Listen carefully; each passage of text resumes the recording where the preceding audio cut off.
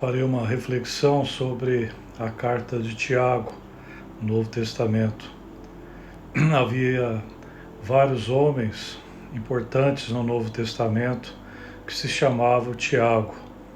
O autor identifica-se somente como Tiago, servo do Senhor Jesus Cristo. Está lá em Tiago 1:1.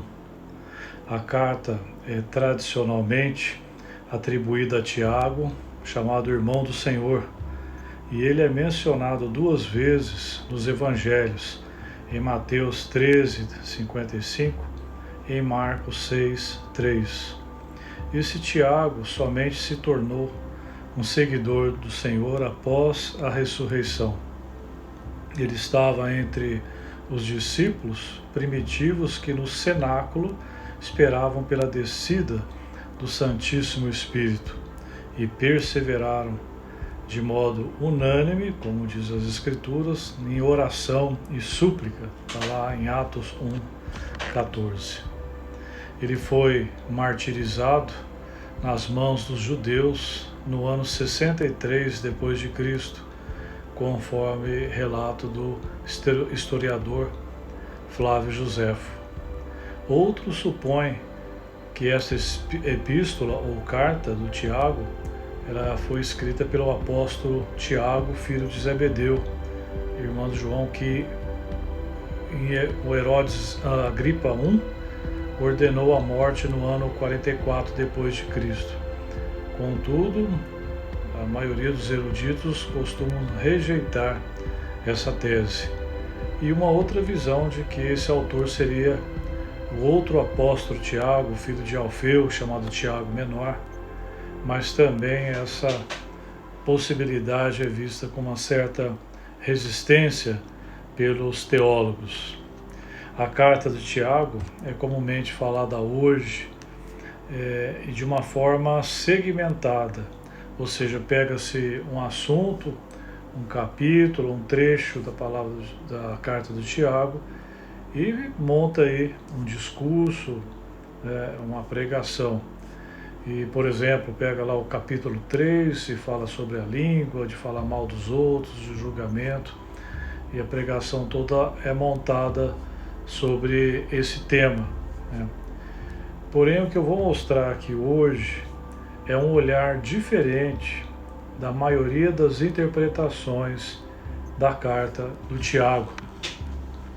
A carta, esse olhar da minha proposta aqui, é porque no lugar de ficarmos estudando, né, cada capítulo, cada assunto de maneira separada da carta do Tiago, eu convido então a nós distanciarmos da carta, ou seja, olharmos a carta como um todo, e nós vamos perceber, olhando meio de longe a carta do Tiago, olhando ela toda, nós vamos identificar um grande tesouro espiritual. Por quê? Porque a carta do Tiago é o Sermão do Monte colocado em prática. Isso mesmo. Quando nós lemos o Sermão do Monte, a primeira pergunta que a gente faz é: como é que eu vou colocar isso em prática? Pois a carta do Tiago pode nos servir como uma grande inspiração para colocarmos o sermão e a essência do Evangelho na prática. Tiago, ele explica as bem-aventuranças. No Novo Testamento, depois do Sermão do Monte, que está lá em Mateus, capítulo 5-7, a carta do Tiago é provavelmente o texto que mais fala do assunto proposto no Sermão do Monte. Na verdade, toda a carta de Tiago é como um texto que busca explicar para situações práticas da nossa vida o que Jesus pregou no Sermão do Monte. Se você fizer uma leitura dos 5 capítulos do livro de Tiago, com o Sermão do Monte em sua mente, com certeza você começará a perceber que o Sermão do Monte estava na mente do Tiago enquanto ele escrevia a sua carta. É como se Tiago quisesse trazer um pouco mais de explicações, exemplos práticos para o Sermão do Monte, com um acréscimo. Tiago agora fala para um grupo mais estruturado, uma igreja já formada, estabelecida. Jesus falava aos seus discípulos, aqueles que o seguiam, independente de estarem reunidos em uma estrutura ou não. No tempo de Tiago, a igreja já estabelecida em várias partes necessitava relembrar do Sermão do Monte e adequá-lo à sua nova realidade estrutural. Tiago fala do tratamento que deveríamos dar às pessoas na igreja, não desprezando o pobre e nem tratando de forma privilegiada o rico, dando inclusive até anel para o rico se identificar. Então ele coloca tudo isso de uma maneira prática. Da mesma forma, Jesus no seu Sermão do Monte, ele deixou claro que não devemos ajuntar tesouros na terra, que este tesouro terreno não tem valor, assim como o anel do homem rico na igreja. Jesus também disse que se o nosso olho nos faz tropeçar, deveríamos arrancá-lo e lançá-lo longe, assim como Tiago mostra um exemplo prático em que o nosso olho, vendo a riqueza de um e a pobreza do outro, a fim de tratar com diferença, nos faz tropeçar em pecado de acepção de pessoas. Tiago traz um exemplo prático de algo que ocorre na igreja para exemplificar o princípio do ensinamento de Jesus. Da mesma forma que Jesus ensinou no Sermão do Monte que devemos amar nosso inimigo, ainda mais o irmão da igreja, independente se ele é pobre ou rico, conforme o exemplo de Tiago.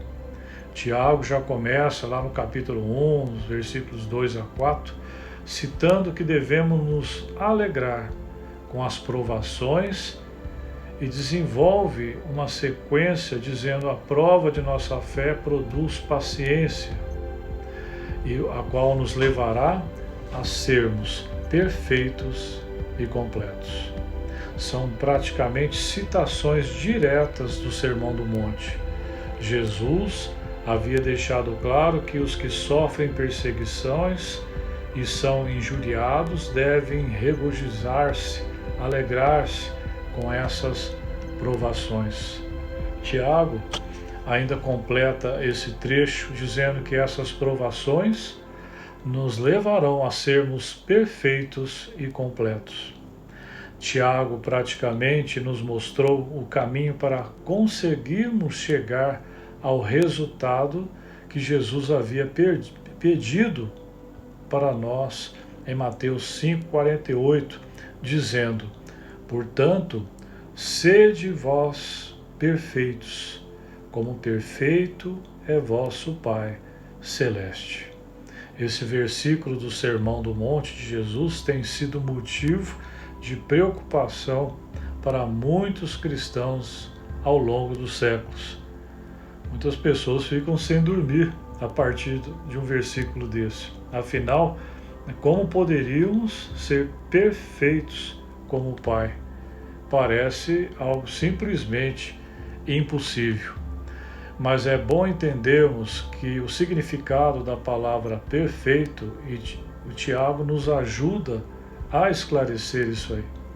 Primeiramente, nós temos que lembrar que na Bíblia a palavra perfeito tem mais o sentido de algo completo do que de uma perfeição moral, no sentido de não errar como imaginamos hoje em dia. Então, o perfeito da Bíblia é mais como quando visitamos, por exemplo, um recém-nascido, saudável, e dizemos que a criança é perfeita. Queremos dizer que ela não tem nada faltando, ela nasceu sem defeito, que está íntegra fisicamente. Quando Jesus fala que devemos ser perfeitos como o Pai, o citou logo após dizer que devemos amar também nossos inimigos. E esse versículo foi o fechamento do capítulo 5, que trata de vários exemplos de atitudes que Jesus nos pede, a fim de irmos além da justiça dos fariseus. Se Jesus nos ensina que devemos amar os inimigos além dos amigos, está pedindo para sermos completos, íntegros, perfeitos. Amar amigos e inimigos.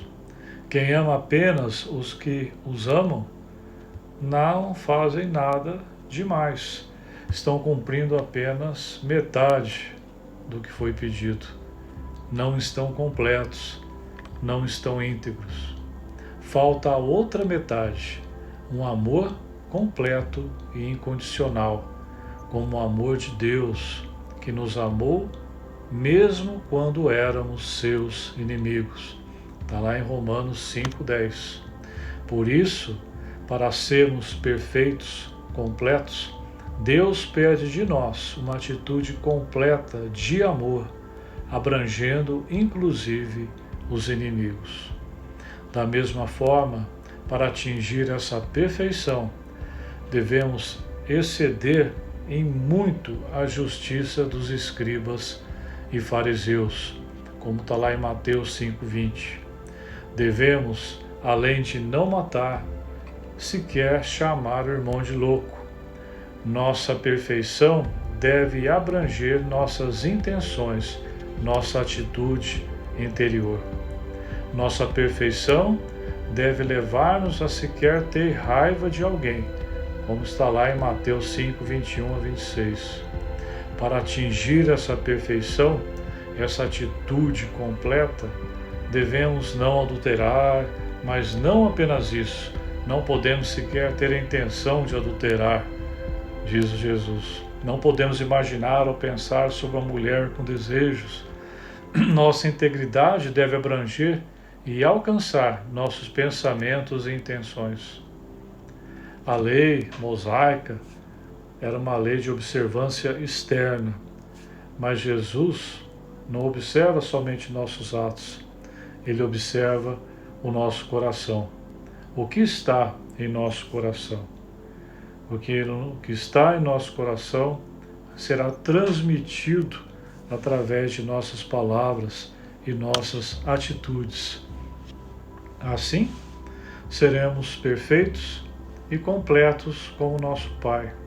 Devemos ser perfeitos como o Pai ao ponto de não precisarmos jurar por palavra alguma nossa. Que nossa honestidade e sinceridade sejam tais que apenas nosso sim seja suficiente para falar a alguém. Tiago nos ensina que essa perfeita e essa perfeição se alcança pela paciência que devemos ter ao sermos provados na nossa fé. Tiago diz para que sejais perfeitos e completos, sem faltar em coisa alguma.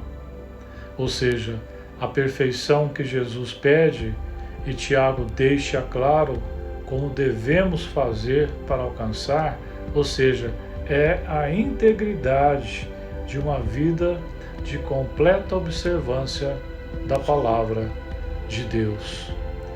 Amar os amigos, amar os inimigos. Tiago também diz: toda boa dádiva e todo dom perfeito vem do alto, descendo do Pai das luzes. Capítulo 1:17. Lembrando as palavras de Jesus, quando assegurou aos seus discípulos que podemos pedir ao Pai, buscar para achar e bater para abrir, pois se vocês que são maus sabem dar boas dádivas aos seus filhos, quanto mais o Pai de vocês que está nos céus dará boas coisas aos que lhe pedirem. Mateus 7:11. Ou seja, Tiago relembra as palavras de Jesus, e ambos afirmaram que o Pai é bom e fornece boas dádivas a quem necessita e pede. Tiago fala disso para lembrar que a tentação não vem de Deus, pois Deus é um Pai que só envia boas dádivas e todo dom perfeito.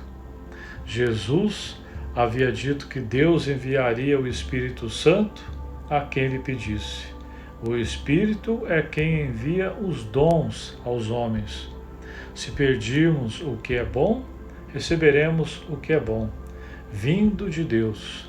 Mas a tentação, a provação, vem daqueles que nos perseguem, como disse Jesus, mas não vem do Pai. Não devemos, portanto, atribuir ao Pai se estamos sendo perseguidos e tentados, pois não é o Pai que envia essas coisas. Tudo isso Tiago deixa bem claro em sua carta. Tiago cita essas coisas em uma sequência diferente do Sermão do Monte, para nos ensinar de forma diferente. Assim, para Tiago, a provação vem e devemos tirar proveito dela, ao fortalecer a nossa fé, para produzir paciência e chegarmos à perfeição almejada. Se precisarmos, podemos pedir sabedoria para isso, com fé para vencermos a tentação, lembrando que não é Deus que envia a tentação, pois de Deus só recebemos o que é bom, através do Espírito Santo. Assim podemos entender que, embora Deus use a tentação para seus propósitos, para fortalecer nossa fé, não foi Ele quem nos enviou a tentação. Ele apenas está se aproveitando da presença da tentação para nos dar a bênção de fortalecer a nossa fé. Aquele, porém, que atenta bem para a lei perfeita da liberdade e nisso persevera, não sendo ouvinte esquecido, mas fazedor da obra, esse tal será bem-aventurado no seu feito. Vale a pena ressaltar um esclarecimento de tudo isso aí, que é o seguinte: quando Tiago diz fazedor de obra, está querendo dizer praticante, ou seja, que se pratica aquilo que se falou, que suas obras sejam coerentes com o seu discurso, que não fique apenas na intenção, mas na atitude de realmente fazer o que precisa ser feito, que não seja apático, que não seja omisso. Aliás, o próprio Tiago reforça isso mais tarde, ao dizer: aqueles, pois, que sabe fazer o bem e não faz, comete pecado. Tiago 4:17. Ou seja, para Tiago, não basta saber e conhecer a palavra de Deus, é preciso realizar na prática o que a palavra de Deus diz. Só boas intenções não valem. O que conta são as atitudes, a prática. Saber fazer o bem e não tomar atitude nesse sentido também é pecado, segundo Tiago. Assim o é para Jesus também, que diz que não basta sermos ouvintes, mas precisamos ser praticantes. Mateus 7:24-27.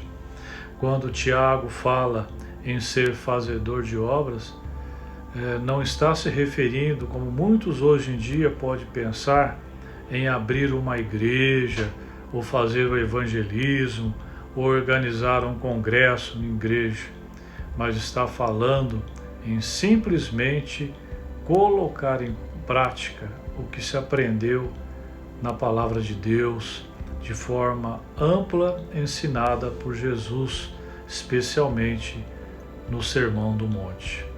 Eu convido a você a ler a carta do Tiago com esse outro olhar, a do Sermão do Monte colocado em prática. São apenas 5 capítulos, dependendo da Bíblia, 6, 7 páginas apenas. Será um novo passo para a sua jornada espiritual. Que Deus te abençoe com essa graça, com a iluminação do Espírito Santo. Um grande abraço no coração.